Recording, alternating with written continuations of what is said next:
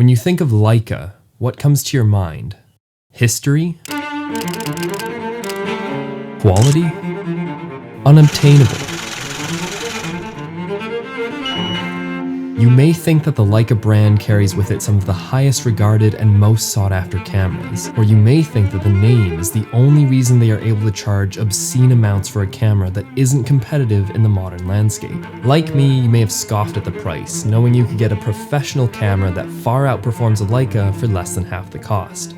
So when the opportunity came for me to review the Q3, I was ready to write off this camera as a pointless waste of money. I wanted to hate this camera. No camera of this use case should cost this much.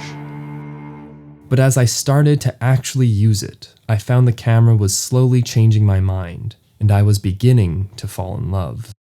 The Q3 is the latest iteration of Leica's compact, digital, full-frame rangefinder style camera. It features a fixed 28mm f1.7 Sumilux lens with an integrated macro mode, which has a minimum focusing distance of 17 centimeters.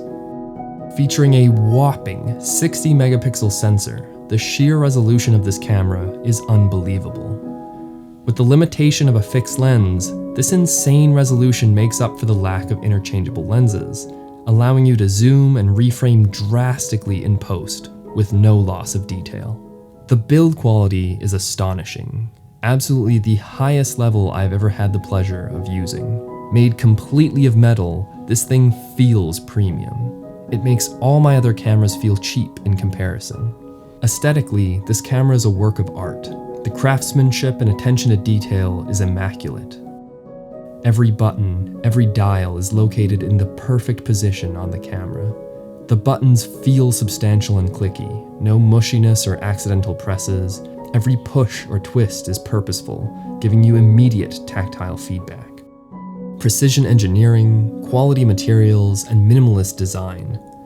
The intricate markings on the lens, the smooth and satisfying switch to macro mode, the perfectly dampened locking focus ring. The design is so minimalist in fact that aside from the shutter release, there are only 5 buttons and a D-pad for navigating and using the camera. I guess Leica wants you to have both the classical feel of a camera with an aperture ring and shutter dial, married with the familiarity and reliance of a touchscreen. The menu system is intuitive, well organized, and easy to understand. A complete novice would be able to navigate this menu system without an issue. You can tell care was put into creating this, something that other brands could learn from.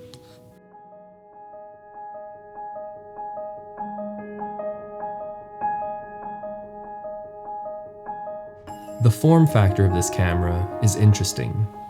While it is a compact rangefinder style camera, it is not quite discreet enough to be ignored, and it definitely isn't light, weighing 1.64 pounds. People will still definitely take note of you photographing them. Because of the tactile nature of this camera, it forces you to slow down, makes you more selective, and truly think about what you want out of a photo. Having to go through the process of physically dialing in your aperture, shutter speed, and ISO settings so intentionally makes you feel more connected to the photo that you're taking. It does bring back the joy of photography and the challenge of getting the perfect shot.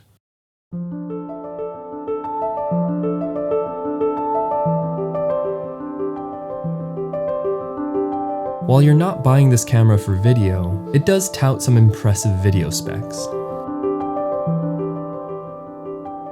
The 60 megapixel sensor unlocks the ability for stunning 8K, allowing for ultra high resolution and sharp footage, as well as the ability to reframe in post. But the real magic has to be the processor.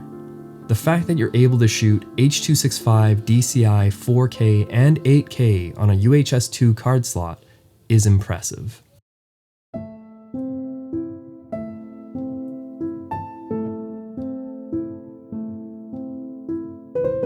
The low light performance of this camera surprised me.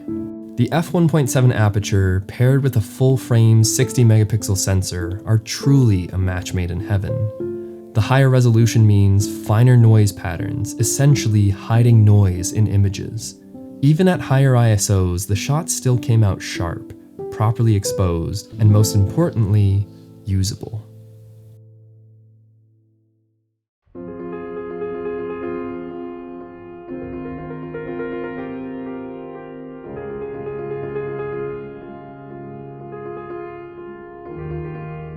There are so many reasons to love this camera, and after using it, I can understand why the brand is held in such high regard and has so many loyal customers.